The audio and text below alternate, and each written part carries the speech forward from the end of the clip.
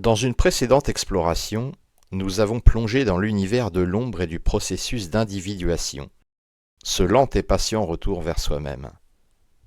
Mais ce voyage intérieur ne saurait être complet sans la rencontre de deux figures centrales de l'inconscient jungien, l'anima et l'animus. Nous avons tous une ombre, mais l'ombre n'est qu'un seuil. Derrière elle se cachent d'autres visages, plus subtils, plus séduisants, plus trompeurs aussi. L'anima et l'animus sont les doubles que nous ignorons. Ces deux archétypes, profondément enracinés dans notre psyché, représentent le féminin dans l'homme et le masculin dans la femme.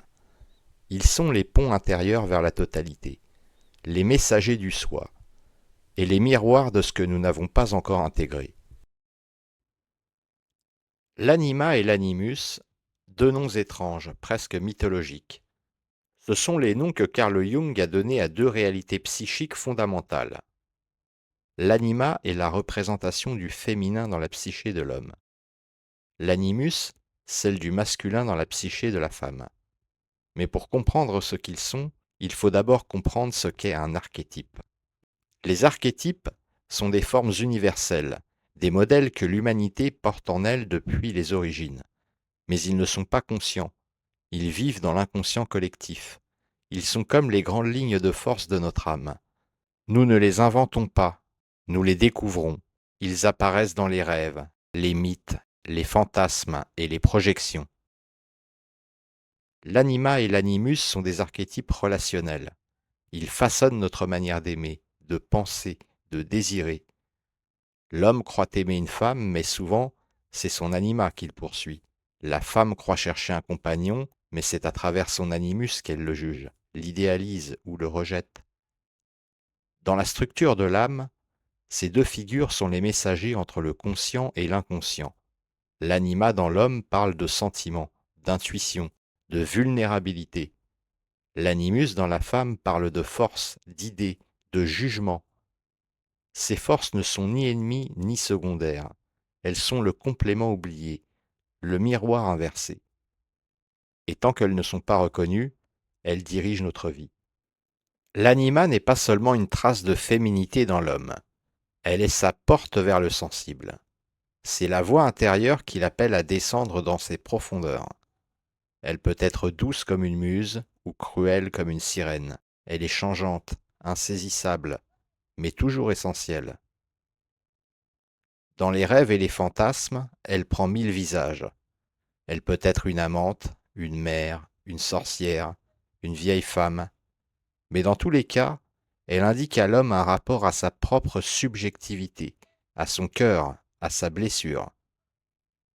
Jung a identifié 4 étapes dans le développement de l'anima chez l'homme. La femme sensuelle. L'anima est alors lié à l'instinct, au désir, à la projection érotique. L'homme cherche une femme objet, une présence séduisante. La femme romantique. Elle devient une muse, une complice, mais souvent encore idéalisée. C'est l'époque des amours impossibles, des passions idéales. La femme spirituelle. L'homme commence à voir en elle une guide vers quelque chose de plus profond. Elle le pousse à créer, à méditer, à transformer. La femme sage. L'anima devient enfin une figure intérieure, autonome. Elle cesse d'être projetée sur une femme extérieure. Elle devient une voix intérieure, une conseillère, une amie de l'âme.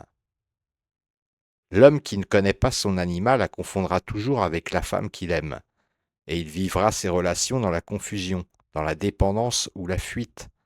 Mais l'homme qui rencontre son anima commence à s'ouvrir. Il devient plus complet, plus entier. Il découvre en lui une sensibilité qu'il n'osait pas écouter. Reconnaître son anima, c'est commencer à aimer sans projeter. C'est écouter sans vouloir posséder. C'est ressentir sans fuir. Si l'anima est la muse intérieure de l'homme, l'animus est le guide intérieur de la femme. Il est souvent plus difficile à reconnaître, car il agit dans la pensée, le jugement, l'affirmation. Il peut être une voix autoritaire, une certitude rigide, une figure critique, mais il peut aussi devenir une source d'autonomie, de parole et de décision. L'animus, comme l'anima, évolue selon plusieurs formes. L'homme de force. Il est le héros, l'athlète, le guerrier. La femme projette son animus sur des hommes puissants, virils, protecteurs. L'homme d'opinion. Il devient le penseur, l'orateur, l'intellectuel. Elle se sent attirée par les idées, les théories, les convictions fortes. L'homme de pouvoir. Il est le leader, le juge, l'organisateur. Il porte en lui la capacité d'action, de structuration, de contrôle. L'homme spirituel. Enfin, l'animus devient un guide intérieur, une sagesse silencieuse. Il n'impose plus, il éclaire, il aide à choisir. Quand l'animus n'est pas intégré, il prend la parole à la place de la femme. Il parle en elle sans qu'elle ne sache d'où viennent ses jugements, ses colères, ses refus. Il peut aussi la pousser vers des choix qui ne lui ressemblent pas, la couper de son ressenti. Mais quand il est reconnu, il devient une colonne vertébrale. Il aide à penser juste, à parler vrai, à agir avec fermeté. Il ne nie pas l'émotion, il lui donne un cadre. Reconnaître son animus, c'est retrouver sa voix. C'est oser poser ses limites, ses désirs, ses valeurs. Ce n'est plus dépendre du regard de l'autre pour exister. Nous projetons tous. Ce que nous ne voyons pas en nous, nous le cherchons chez l'autre. Et l'anima comme l'animus sont les figures les plus fréquemment projetées. L'homme voit son anima dans la femme qu'il désire. Il la part de toutes les qualités, de tous les mystères. Il croit aimer cette femme, mais il aime une image intérieure. La femme juge son animus dans l'homme qu'elle admire ou rejette. Elle attend qu'il parle, qu'il agisse, qu'il décide pour elle. Mais ce qu'elle cherche, c'est sa propre force encore inexplorée. Ces projections sont puissantes. Elles créent les grandes passions, les amours idéalisés, les conflits intimes, et elles sont nécessaires car c'est souvent par l'autre que nous rencontrons ces figures en premier lieu. Mais elles deviennent dangereuses quand nous croyons qu'elles viennent de l'extérieur. La tâche, alors, est de reprendre possession de nos images, de reconnaître que ce que nous aimons ou haïssons est en nous. Ce n'est pas nier l'autre, c'est cesser de le confondre avec notre inconscient. Quand la projection cesse, l'amour peut commencer. Un amour qui ne cherche pas à compléter, mais à rencontrer. Un amour sans illusion, mais non sans mystère. L'individuation, ce n'est pas devenir parfait, c'est devenir entier. Et cela passe par la reconnaissance de l'autre en soi. L'anima et l'animus sont comme deux moitiés oubliées. Leur intégration ne signifie pas les nier, mais leur donner leur place. L'homme n'a pas à devenir féminin ni la femme masculine, mais chacun doit accueillir cette part intérieure comme une ressource, une dimension vivante de son être. Lorsque l'homme accueille son anima, il devient plus réceptif, plus empathique, plus relié à ses émotions. Il ne fuit plus sa vulnérabilité. Lorsque la femme accueille son animus, elle devient plus claire, plus ferme, plus affirmée. Elle n'a plus peur de sa voix. Ce mariage intérieur n'est pas un aboutissement immédiat. C'est un travail, une écoute, une réconciliation. C'est aussi la fin d'une dépendance. L'homme n'attend plus qu'une femme le sauve, la femme ne cherche plus un homme qui pense pour elle. Chacun devient plus libre et, paradoxalement, plus capable d'aimer.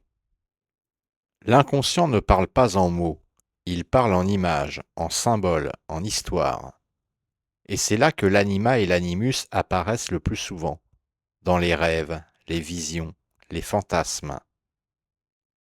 L'anima peut être une prêtresse, une sirène, une amante. Elle guide l'homme à travers des paysages intérieurs, vers ce qu'il n'ose pas ressentir. L'animus peut être un moine, un roi, un professeur, un guerrier. Il défie la femme, la pousse à prendre sa place, à affirmer sa pensée. Dans les contes et traditions anciennes, ils sont partout. Ariane et Thésée, Psyché et Eros, Tristan et Iseult. Chacun de ces récits parle de la rencontre avec l'autre en soi. Les reconnaître dans nos rêves, c'est commencer le dialogue. c'est ne plus fuir leur message. C'est comprendre que ces figures ne nous veulent pas du mal. Elles veulent nous faire grandir. Il n'y a pas d'un côté les hommes, de l'autre les femmes. Il y a en chacun un équilibre à retrouver, un dialogue et surtout une complémentarité entre le masculin et le féminin. L'homme qui rejette son anima devient sec, rigide, coupé de lui-même. La femme qui nie son animus devient soumise, floue, divisée. Mais quand ces deux figures sont intégrées, une alchimie se produit. Quelque chose de plus vaste émerge. Un être capable de sentir et d'agir, de parler et d'écouter, de rêver et de décider. Ce n'est pas un modèle à suivre, c'est une expérience à vivre, une rencontre intime avec soi, une façon de cesser de chercher à l'extérieur ce que nous avons toujours porté en nous. Alors peut-être, en devenant entiers, pourrions-nous enfin rencontrer l'autre, non pas comme une moitié perdue, mais comme un autre être entier. C'est là que l'âme devient libre. L'anima apprend à l'homme à ressentir, l'animus apprend à la femme à dire. Et quand ces voix ne nous dominent plus, elles deviennent des alliés, des forces paisibles et des guides intérieurs qui rendent perceptible le subtil.